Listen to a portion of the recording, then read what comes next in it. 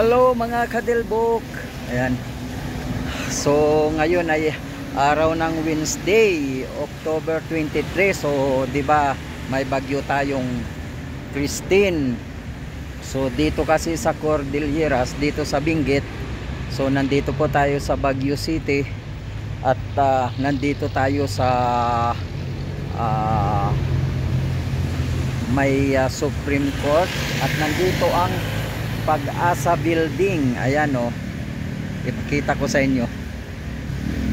Ayan, so update natin ang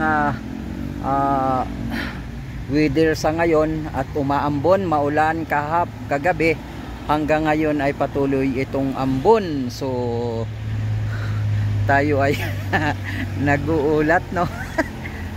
So tayo ay napunta rito, malayo yung ating pinanggalingan doon sa bahay nga, nasa 4 kilometers or 5 siguro, at may pinuntahan tayo rito dito sa office ng Supreme Court at kukunin daw ang trabaho ng commander at sa bahay magtatrabaho. So lahat ay walang pasok. Kagabi pa in-announce, kahapon pa ng hapon in-announce ang elementary hanggang high school or college yata, ganon. So hindi naman masyadong maulan sa ngayon at pero patuloy yung ambon, ano, at nabalitaan nga natin na bandang Bicol ay bahang-baha na. So kamusta diyan sila Alan Rodel? Ayan, nabalitaan ko kahapon na bumabaha nga sa inyo dyan. So nasa Bicol nga ngayon ang malakas na bagyo mula kahapon pa.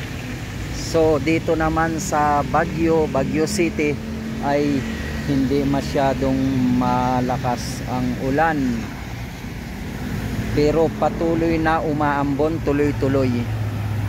So dito lang tayo at maya maya ay uwi na tayo. Ayun o. So wala akong payong pero umaambon. Yan.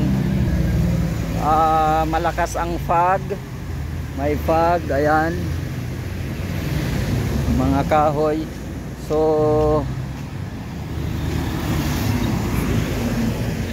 ayan yung ating kariton, si Santa Fe.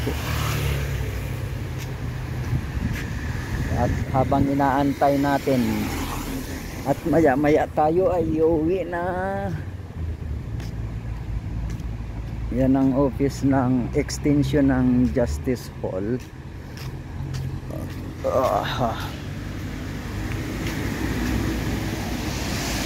So ayun nga, siguro hanggang dito na lang muna at tayo ay mag-update doon banda sa atin sa barangay natin. Yan, thank you. Sabi nga ng inyong Delbo Vlog Official, saan ka man naroon, mag-ingat po tayo. Bye bye.